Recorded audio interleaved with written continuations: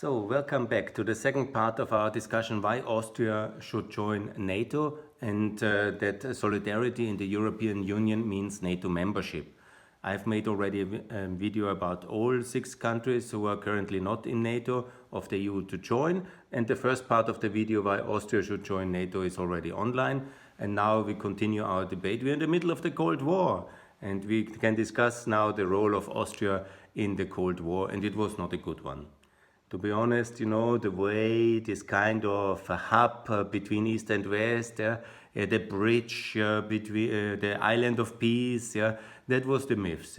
The reality was spying, complicitly, looking away, people committing crimes in Vienna and Austria, which were somehow didn't happen, selling arms to everybody. This is all well documented and not so much the topic of this debate why Austria should join NATO. But it was not that we have played a very particular good role when it comes to morality, when it comes to politics. There is about nothing we can be proud of when we look deeper and when we really understand how these things happened, what really happened. There's many acts, I remember one of the most terrible things, the Iranian regime killing its opposition in Vienna, and then the police not stopping them on the way to the airport and they could go. Things like that, there's many things, or the whole topic about selling weapons to both Iran and Iraq.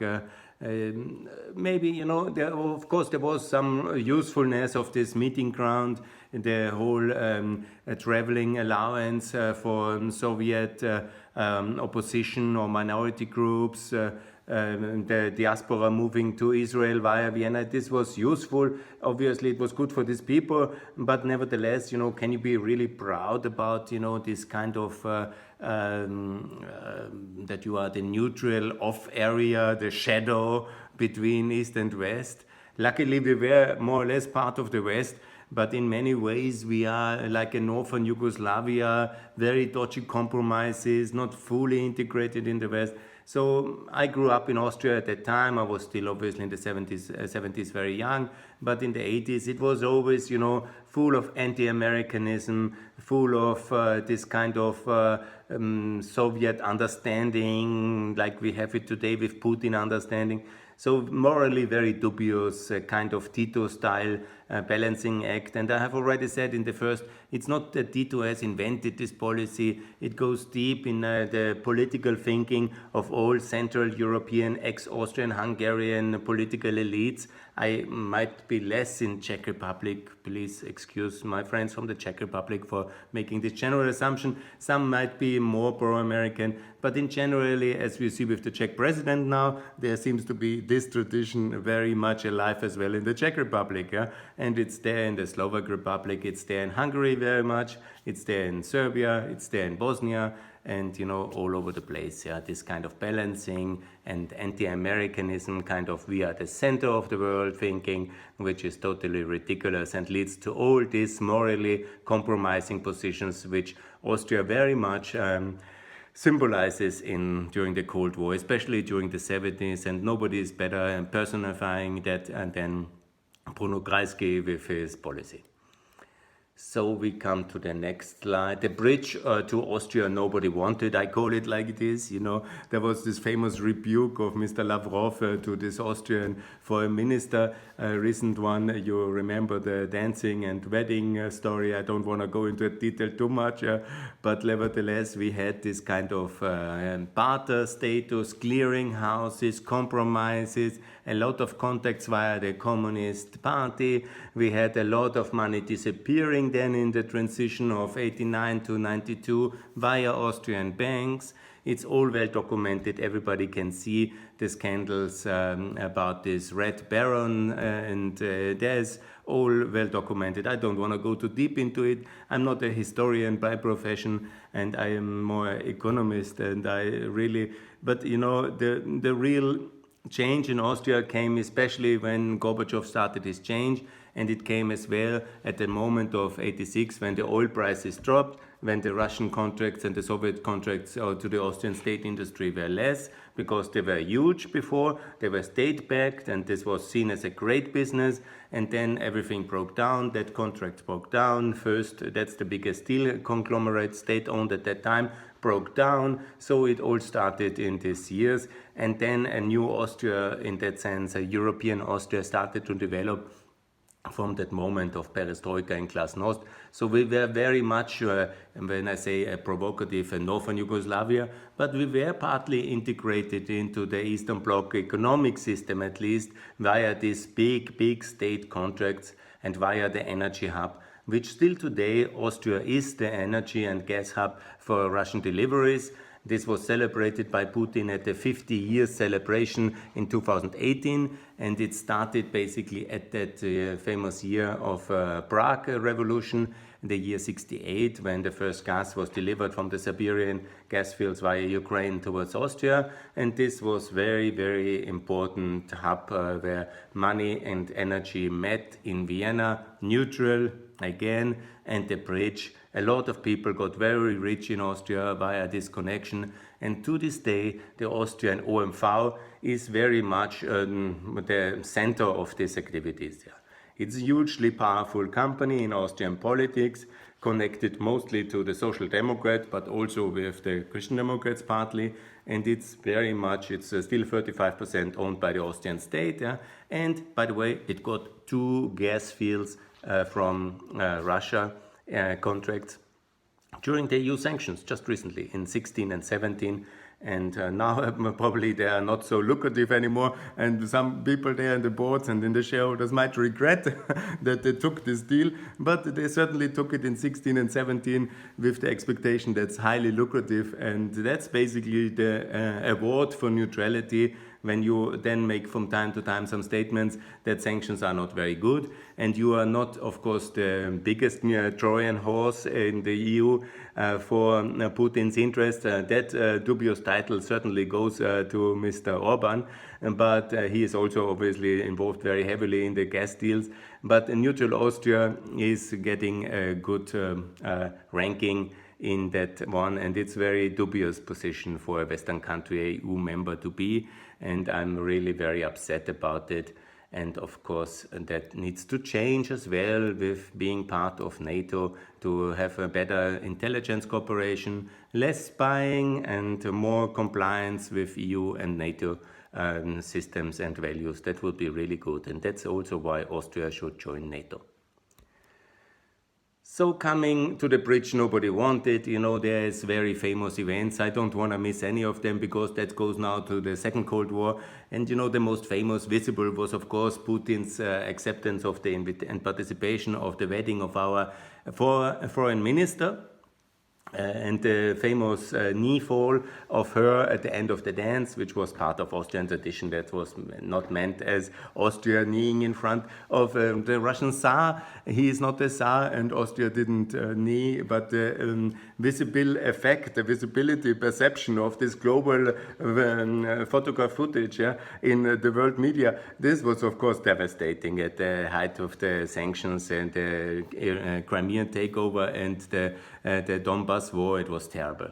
But the most terrible event obviously was not the recent political establishment, but the 2014 June visit of Putin in Vienna, because he came regularly now since he has started the war in Donbass and Syria.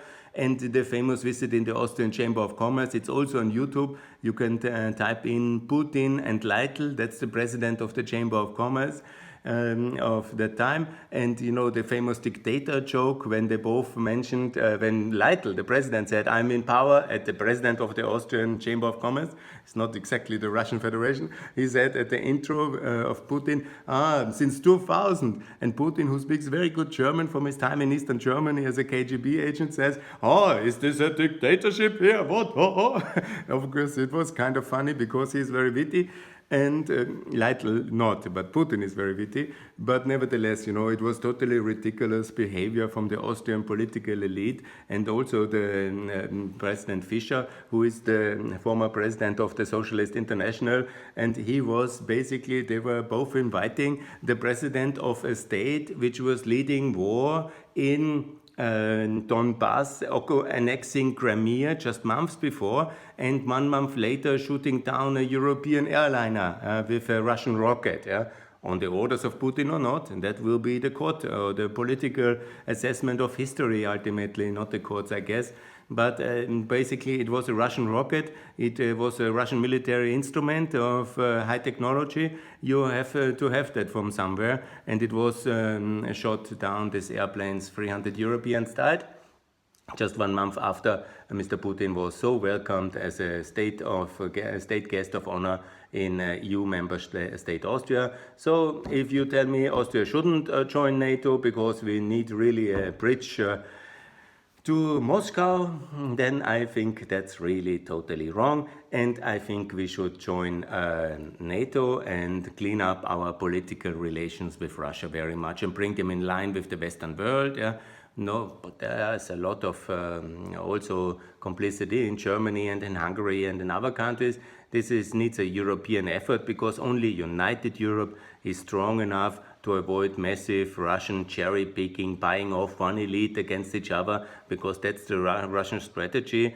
As long as we are not united among each other and united with America, Russia will be relatively always a much bigger country than Austria, or even than Germany, or even than France, because it has this economic clout, this energy superpower status, and nuclear weapons, and this aggressive mentality. So alone, we are like picking off one by one. It's very simple. We will be a Russian Europe. United in NATO and in the EU, we can really ensure that our system dominates, and this is democracy, this is freedom, this is human and property rights, this is respect for media, and this is what I think made us successful and rich and free. And who wants a Russian Europe? I certainly not. And if anybody of these Austrian neutralists wanted, let them visit to Moscow, but not on state contracts, but as tourists. Nobody of them would even go as tourists to Russia, for sure. They all go to America or Western Europe for their own money. But when it's about state visits and when it's about state contracts, they readily comply with Russian invitations, and that's really very shocking. Again, Austria joined NATO. We are like twin pillars, EU and NATO. These are the twin pillars of the West. We are the unity of the West, The European Union could only succeed because of NATO-backed security, and it was from the beginning very much a American finance project to unite Western Europe, to somehow reconstruct it, and to copy the American model of continental unification. If you read the book Jean Monnet and the Americans, it's a very well explained, detailed books about how this main promoters of European unity, this is definitely Jean Monnet. He was the arms procurer of the Americans and of the British and of this Joint Defense Committee in America, and he very much understood the potential and the necessity of American, European, Western European unity for victory, and he understood the continental unification system. Many Americans from the Ford Foundation, others, they supported him in order to really promote this. And then in these decisive days between, at the same time when Austrian neutrality came, it was basically the decisive days from Berlin, suppression of the Berlin riots, until the Suez Crisis, North Korea, the war, and then obviously Budapest. This was the formative years, this decade. I call it from 48 to 58, basically, where most of the important decisions for the future of Europe were done. The establishment of Western Germany, Messina Conference, and the Rome Treaty. And off we got to a better world and to a free Western Europe secured by NATO. And so we are absolutely twin pillars, if I want to explain it like this, and Austria should be fully joining, also paying up its 2%, ending obligatory draft, but being a professional army, and being fully pro-Western, and discuss and confront this anti-Americanism, which is the original sin of the Central European political elites, also of the Germans in many ways, but they have overcome it and they discussed it mostly. But we have never done that. We were not so fully re-educated after World War II, because this neutrality led to a different narrative develop in Austria. And obviously the other Eastern European countries were in various degrees with the Soviets.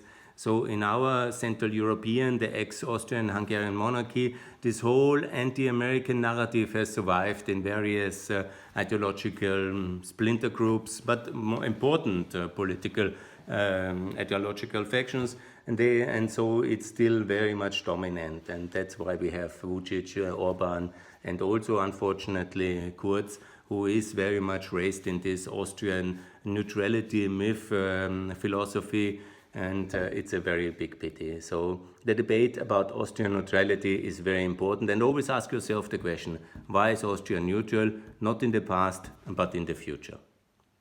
And if there's any answer, which I know of, then please send me by email or on Facebook or on Twitter.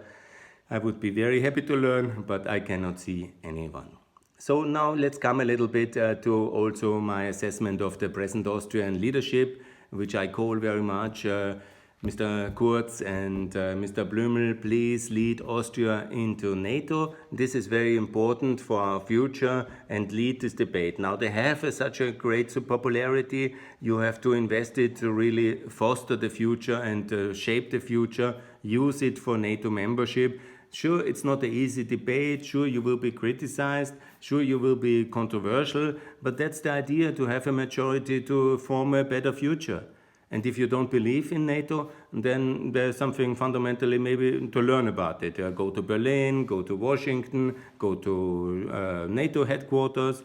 Most of the Europeans are there. So ask them, invite Mrs. Merkel or Kramp-Karrenbauer, invite the Italians, invite the Hungarians, invite the Slovenians, invite the Croatians, invite the Polish, invite the Estonians, invite all the Europeans who are in NATO. Don't hang out with the Irish or the Maltese, because we are not, they cannot be the role model of Austria, but invite all our neighbor countries. We are not Switzerland, we are EU country. We are not eternally neutral like Switzerland since the Vienna Congress. No, we were never neutral before. We were always on the wrong side of history. The neutrality was enforced on Austria. We didn't really want it. We wanted to be a Western country. And this is the facts of the history. And please lead this debate and compare yourself to a much more courageous and stronger couple of leaders which we had in 1955, and this week is the commemoration. There was Mr. Raab and Mr. Kamitz, and they were the Prime Minister and the Minister of Finance of that time, and they really were pro-Western personalities. They believed in NATO. Okay, they couldn't join, but they were very, very, very close to the Americans, be sure about it. And they believed in low taxes. They believed in economic growth, and they really managed to secure that treaty, but at the same time to reduce taxation, to liberalize the economy, to open things. Of course, they didn't have the debate about concluding a contract with Mercosur. But, by the way, they would have probably been for Mercosur. How come you are against Mercosur and you call yourself Christian Democrats? How come you're not in favor of NATO and you call yourself Christian Democrats, conservatives, liberals, whatever is the direction now? Somehow a mix, that's totally fine. But when you see that supposedly we are in the biggest crisis of the century or whatever, or since post-World War, and comparing that to the crisis in the 50s, when there was the 56 revolution, the Soviet crackdown, the Berlin crackdown, the Suez crisis, the North Korea war, the Cold War, the nuclear escalation at that years. It was really very dramatic years. And still it was possible to conclude this neutrality treaty. It was possible to unite Austria. It was possible to cut taxes, to liberalize the economy, to integrate in the Western economic system, to open and stabilize currency and economy, and put this Austrian version of the economic miracle on track. by really having a currency pegged to the mark. Don't forget that, very important. I recommend then for Eastern Europe this Austrian shilling policy and all these very important pillars which they both, Raab and Kamitz, has put into action and based the post-war prosperity and security of Austria on it. Pro-Western, keeping the situation stable but achieving the treaty and independence, and taxes and lower taxes and the double GDP in a decade. This is a role model for Austria in the future, and this is courage, and this is what I respect very much in terms of leadership. So it's always hard to say if they would live today, would they join NATO? I guess so. I'm confident, yeah.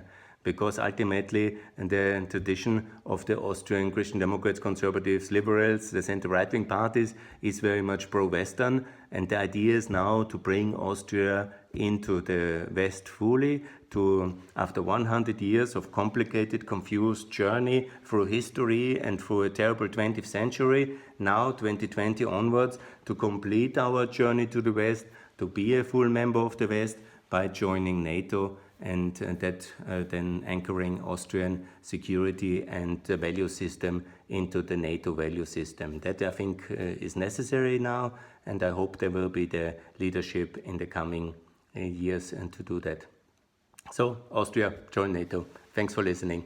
Bye.